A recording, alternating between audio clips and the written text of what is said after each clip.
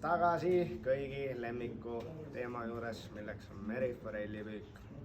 Ja kordamine on teadupärast tarkuse ema ja meriforellipüük on hetkel täie soos.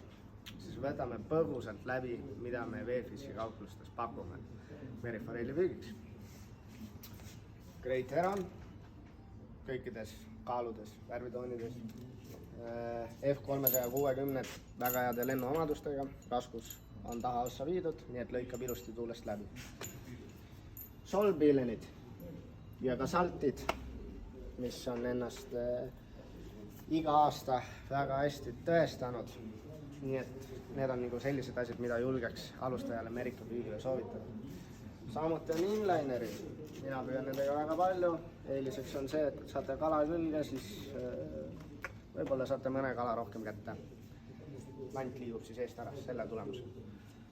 Siin on samuti inlinerid all.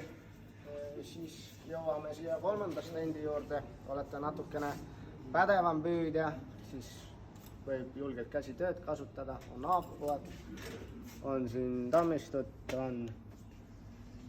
ongi need.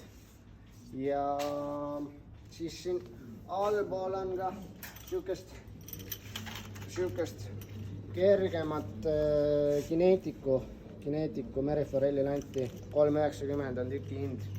Kes ei ole hästi meriforelliga sina peal, jääb lante palju põhja, siis selliseid asju osta ja kasutada. Kulub ära, ta toimib.